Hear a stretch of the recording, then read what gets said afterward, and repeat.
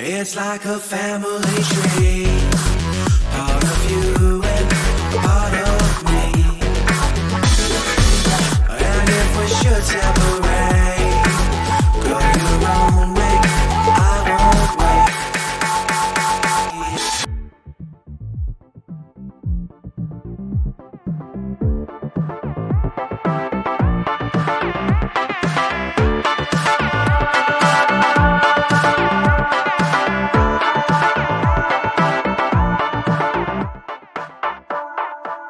Bring the funk back.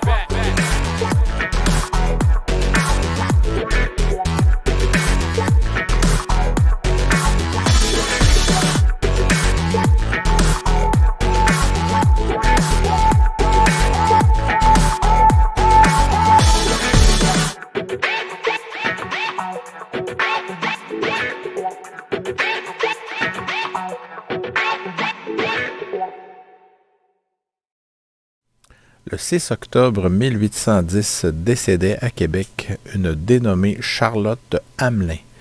Ce nom-là ne vous dit probablement rien, comme c'était mon cas avant de faire mes recherches. Ce qu'il a de particulier, ce cas-là, c'est que ce serait, en tout cas c'est le premier que j'ai répertorié, premier crime sexuel, donc premier meurtre sexuel à être survenu sur notre territoire du Québec. Évidemment, on soupçonne qu'il y aurait pu en avoir d'autres depuis la création, depuis la fondation de la ville de Québec, mais c'est le premier qu'on peut répertorier. D'un côté, il y avait un petit résumé. J'ai pas pu rassembler beaucoup d'informations sur cette affaire-là. Donc, c'est pour ça que j'ai pris un risque, j'ai commandé l'enquête de coroner et vous allez voir, je vais la partager avec vous. On va la regarder ensemble, malgré l'écriture de l'époque, donc c'est difficile parfois de déchiffrer, mais on va quand même la regarder ensemble. Puis ça va nous permettre aussi d'apporter quelques informations, mais je vais commencer par les informations que j'avais au départ, donc à glaner un petit peu de gauche à droite. Ce que j'avais, c'est que, bon, ça s'est passé à Québec, cet homicide-là.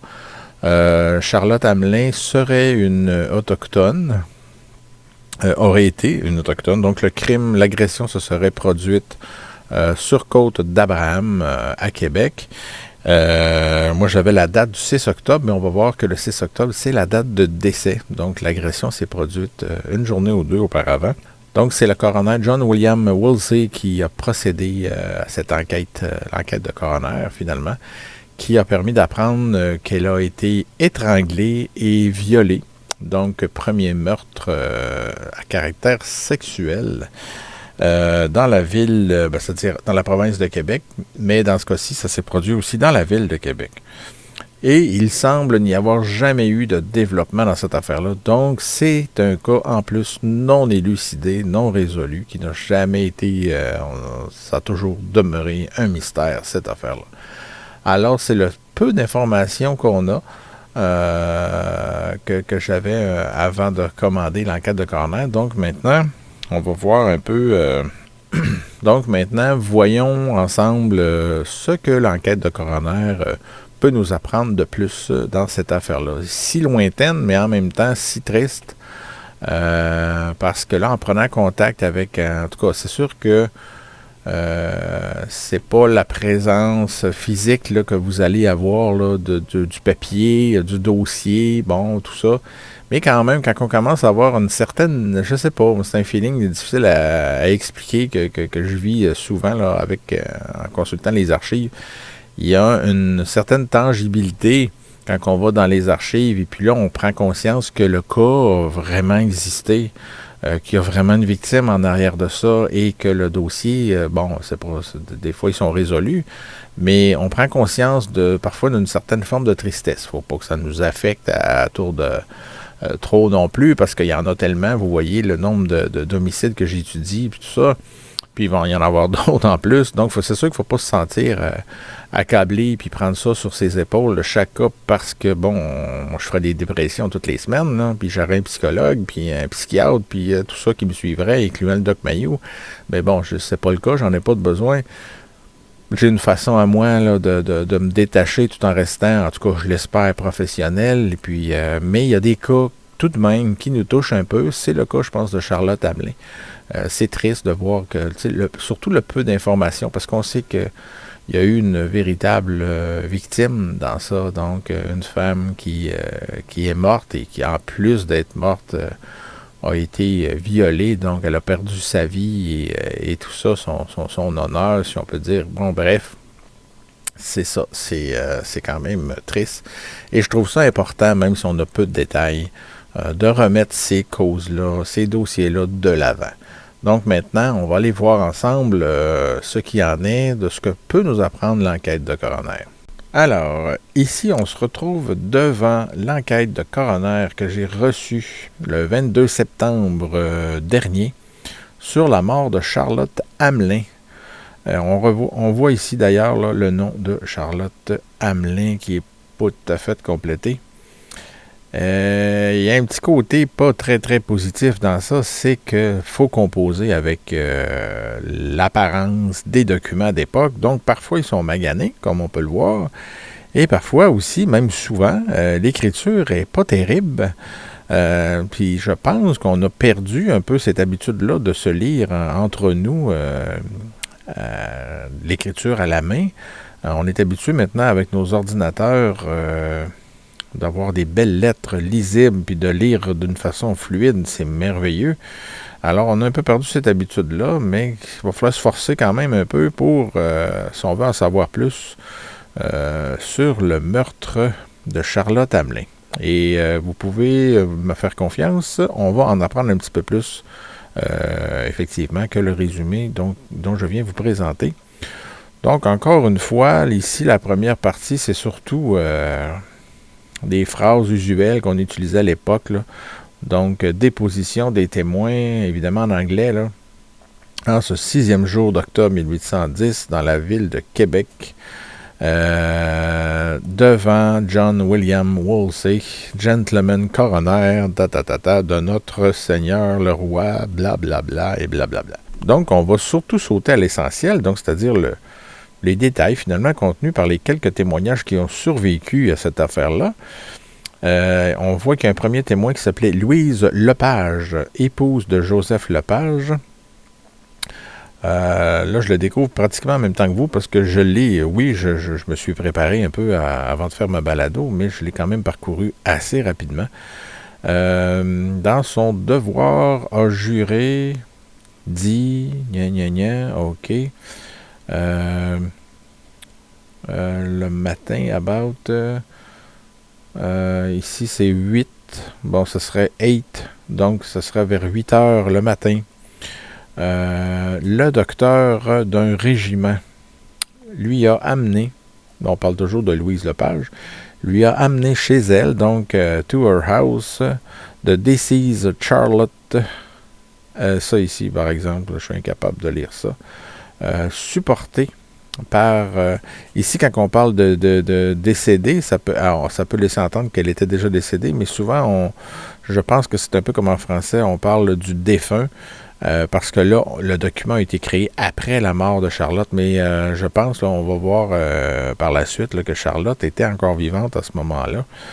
Donc, elle était supportée par 2 soldats sous les bras, donc soldiers under her arms. This deposant, donc ce témoin, dit encore que la dite défunte, donc on parle encore de Charlotte ici. Donc on parle de Charlotte encore ici, de said deceased, avait l'apparence, là c'est plus difficile à lire parce que là, c'est en raison du document qui a été abîmé évidemment, ayant été, mais on reconnaît ici le having been, donc ayant été strangled, étranglé by violence, par violence, et que the exposed this morning about bon, ok. Elle serait décédée vers 6 heures le matin. Donc, c'est comme je disais un peu en début, ce que l'enquête du coroner nous apprend, c'est qu'elle est décédée le 6... pardon, je vais vérifier mes notes, là. Le 6 octobre 1810. Mais on va voir que l'agression s'est passée un petit peu avant. Donc, ici, en terminant, bon, cette déposante, si on veut, là, la témoin, Louise Lepage, signe avec sa marque, donc une croix. On en déduit assez facilement qu'elle ne savait pas écrire. Là, on va passer les phrases usuelles. Bon, dans la maison, maintenant, de Joseph Lepage, donc toujours dans la maison de la première témoin, take the deposition of the deceased Charlotte Hamlin. Donc, on apprend que Charlotte, ce qu'on ne savait pas finalement, et ce qui est quand même assez important, c'est que Charlotte Hamlin a fait une déposition avant de mourir. Donc, elle n'est pas morte sur le coup de son agression. Donc, quand on parlait de strangulation tantôt, là, on ne sait pas les détails parce qu'il n'y a pas eu de rapport d'autopsie. Mais si elle a été étranglée ou on va parler de blessure au cou, mais elle a été capable, semble-t-il, de parler avant de mourir, donc de nous donner quelques détails. Et ici, bon, qu'elle était laying on a bed, donc elle reposait sur un lit dans un état de parfaite sensibility, là, je ne sais pas qu'est-ce qu'ils veulent dire par ça, je vais être honnête avec vous. Ce témoin, that night before, donc la nuit précédente, that about 12 of the o'clock, donc vers minuit, c'est ce que j'en comprends. She was on the hill, command called Côte d'Abraham. Donc elle se trouvait sur la colline de Côte d'Abraham, vers minuit la veille, donc on se transporte assez facilement, je pense, au 5 octobre, avec un tailor who gave her $1. Donc, elle se trouvait en compagnie d'un tailleur, il n'est pas identifié malheureusement, qui lui a donné $1, and that there was present a private soldier of the 8th Regiment. Et il y avait aussi présent sur place un soldat, private soldier, donc un soldat du 8e régiment, qui, après avoir été en connexion avec The Deceased, donc Charlotte Hamlin, c'est pas facile à lire ici, was to take the $1 from her when had just arrived and struggling with the disease.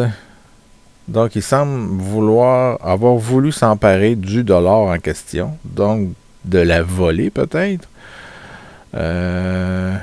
Phrase that said the soldier. Là, ensuite, on parle de gorge ici, throat, avec ses mains, donc with his hands. On parle pas de couteau, donc ça commence à être au moins un petit peu plus précis. Who says her as the side arms. And then, et boy, là, on en perd un petit bout ici, malheureusement. Donc, on revient au mot insensibility from the treatment they had. Bon. Là, je reviens un peu, on arrive à la fin de la déposition. Je reviens un peu ici au fameux dollar. Là, ça me fait penser, écoutez, je ne veux pas juger personne, puis je ne veux pas la juger.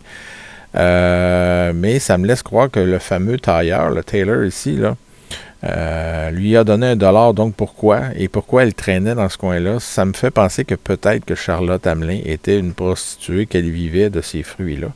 Mais ça ne veut pas dire, j'essaie toujours de défendre ces cas-là, même si c'est une prostituée, moi dans ma tête, c'est une femme comme une autre, donc elle mérite toute notre attention, peut-être même davantage parce qu'elle était, on va comprendre, une victime à risque. C'est assez facile à comprendre. Donc, je vais sauter à un autre document, mais qui fait toujours partie de l'enquête de coroner sur la mort de Charlotte Hamelin. Ça ne sera pas tellement long. Donc, ici, on en vient au 5 octobre. C'est la déposition, finalement, de Charlotte Hamelin. Donc, c'est un document quand même pas à dédaigner, que je trouve important. Quand j'ai ouvert ça la première fois, ça fait partie des surprises agréables, des fois, même si c'est triste, là. C'est quand même très précieux d'avoir conservé ça. Donc, Charlotte Hamelin, murdered, assassinée. De sa déposition. On va aller voir qu'est-ce que ça contient. Et évidemment, c'est pas super bien écrit. On va comprendre que si j'étais enseignant, je demanderais d'aller me refaire ça à la dactylo, mettons. Mais cette fois, par contre, c'est écrit en français.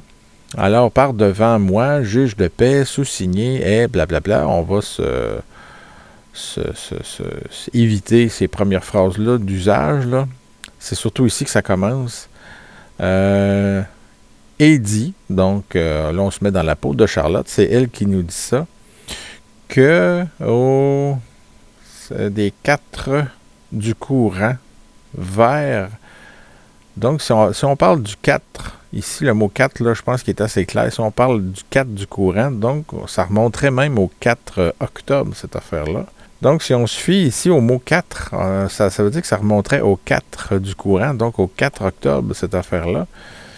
Et ici, ça me semble vers sur les, pas minuit ou quelque chose, en tout cas, sur la côte d'Abraham de cette ville.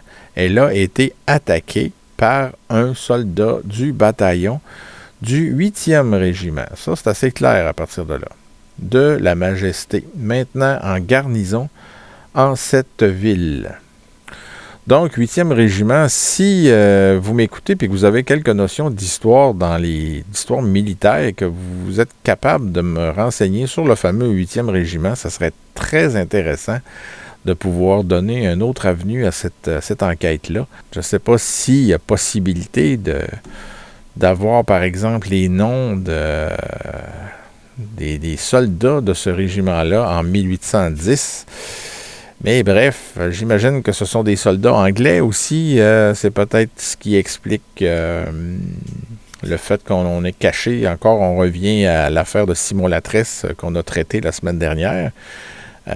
Les soldats anglais avaient une certaine facilité à se cacher ou à se sauver de leurs crimes. Donc, on voit ici assez lisiblement que le soldat, lui, aurait demandé de l'argent qu'elle venait de recevoir d'un matelot qui était avec elle et que la déposante, donc Charlotte, avait caché sous une pierre sur la dite côte d'Abraham et que le soldat lui demandait. Bon, bref, ici, on parle plus d'un tailleur, mais d'un autre soldat, d'un matelot. Donc, on voit ici assez clairement que le soldat, lui, aurait demandé de l'argent qu'elle venait de recevoir d'un matelot qui était avec elle et que la déposante, donc Charlotte, aurait caché sous une pierre sur la dite côte d'Abraham. Donc, là, on ne parle plus d'un tailleur. Elle parle d'un matelot. Là, il faut prendre la déposition, je pense, qui est la plus importante, malgré le fait qu'elle était mourante. C'est elle qui a quand même vécu les événements. Donc, on ne parle plus d'un tailleur, mais d'un matelot. Qui lui a donné de l'argent. Donc, je pense, ça rend encore mon hypothèse plausible qu'elle ait pu être une prostituée. Et on sait même que les prostituées, ça colle en tout cas avec l'image là, qu'elle fréquentait les matelots, les ports, les militaires et tout ça.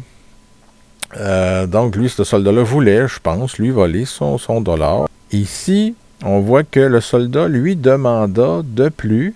Donc, en plus de ça, il lui aurait demandé ça c'est vraiment pas clair ce mot-là, d'elle ce que la déposante, lui, ayant refusé. Donc, elle lui a refusé, c'est quoi là? J'arrive pas malheureusement à spécifier quoi. C'est ce refus-là qui l'a fait sortir de ses gonds, si on veut. Il a sauté sur elle. Donc, le soldat lui a demandé de plus, donc en plus de tout cela, il a demandé quelque chose. Malheureusement, le mot ici, là, j'arrive vraiment pas à le lire, à le reconnaître. Lui a demandé quelque chose d'elle, ce que la déposante lui ayant refusé. Donc, il lui a demandé quelque chose qu'on ne sait pas. Si vous reconnaissez ce mot-là ici, ben écrivez-moi. Ça va peut-être aider les autres auditeurs et abonnés à comprendre ce qui s'est passé. Lui ayant refusé. Ce refusé, c'est assez clair ici. Donc, ce refus-là a fait en sorte qu'il sauta sur elle et ayant loué, je ne sais pas, on dirait que c'est le même mot qu'ici, là, de la dite déposante, lui déchira la gorge avec ses doigts de telle manière qu'elle en perdit connaissance. Donc, déchirer la gorge avec ses doigts, qu'est-ce qu'on entendait précisément par là? Je ne sais pas, mais il l'a sûrement gravement blessé, là. Ça, c'est ce qui a causé la mort. Et la déposante ne dit rien de plus. Donc ça, c'est la phrase usuelle pour conclure les témoignages habituellement. Donc, il n'y a rien qu'on doit en tirer de cette phrase-là. Donc ici, on a la signature de Charlotte Hamelin. Bon, évidemment, on sait que c'est le coroner qui a signé à sa place, mais la marque ici, le X, c'est elle, puisque là, on en déduit qu'elle ne savait pas ni lire ni écrire, probablement. Mais le X a été fait, je vous rappelle, alors qu'elle était mourante, donc ce qui rend le document encore plus touchant, à mon avis. Donc là, on voit que le X n'est pas très net. Ça peut s'expliquer justement par ça. Donc voilà, qu'est-ce que la blessure n'est pas détaillée plus qu'il faut. Mais on en sait déjà un petit peu plus. On sait au moins de quel régiment, en plus, l'agresseur provenait. Pourquoi on n'a jamais réussi à l'identifier? Est-ce que l'enquête, d'ailleurs, a été poussée? C'est peut-être le fait, justement, que si elle était une prostituée, on n'a pas poussé l'enquête plus loin. Je sais pas. Là, on marche sur des œufs. On marche sur plusieurs hypothèses qui ne peuvent être prouvées, parce que là, on n'a pas eu de procès, évidemment. On en reste au niveau du décès du crime, c'est tout. Il n'y a pas eu d'autres développements. Donc, le dernier document en lien avec la mort de Charlotte Hamelin, le crime, c'est un peu un résumé de ce qu'on vient de voir, donc je vous le ferai pas, j'irai pas dans le détail, mais je vous le montre quand même. Donc, on résume encore à Côte d'Abraham et tout ça, blablabla, et c'est en anglais, donc voilà. C'est quand même très... moi, je trouve ça, en tout cas, c'est l'un des plaisirs qu'on a à fouiller dans les documents, c'est que ça donne vie. Des fois, c'est pas toujours positif, mais ça donne quand même beaucoup de vie à notre passé. Et, on en apprend un peu plus. Donc, les amateurs de crimes ou de crimes non résolus, auraient peut-être intérêt à voir ce qui s'est fait dans le passé et tout ça pour comprendre une évolution. Il y en a qui vont me dire, il est impossible de résoudre une enquête vieille de 200 ans. Oui, mais pourquoi qu'une enquête récente qui date d'1 an serait plus résoluble, serait plus soluble qu'une autre, alors que en tant que public, on a à peu près les mêmes moyens. Voilà. C'est quand même super intéressant, ces choses-là. Mais on va y aller aussi dans une évolution, hein. Faut quand même voir ça, là. Ça, c'est nos premières qu'on commence à avoir des documents et tout ça. Donc, on va voir aussi l'évolution qu'il y a sur les affaires non résolues, côté documentation, et surtout de la fiabilité de la documentation. Parce qu'il est possible, oui, de trouver de l'information à gauche et à droite, n'importe où, puis de dire, ah oui, moi, je détiens des informations privilégiées. Mais on va voir que l'enquêteur public que je suis va vous montrer, justement, vous partager gratuitement tout ce qui est publiquement accessible et les documents qui sont les plus fiables aussi. Dans une époque où les complots fusent de toutes parts, les histoires de complots, en tout cas, tout ça, ça touche aussi le milieu du crime et de la justice. Donc, il faut faire très, très, très attention. Je sais qu'il y en a qui sont très Premier plan, sont très, très... comment je dirais ça? On dirait que c'est la seule affaire qu'ils cherchent, c'est le scoop. Mais le scoop, il faut faire attention, des fois, il est fondé sur rien. Alors, c'est mieux d'attendre, d'être patient.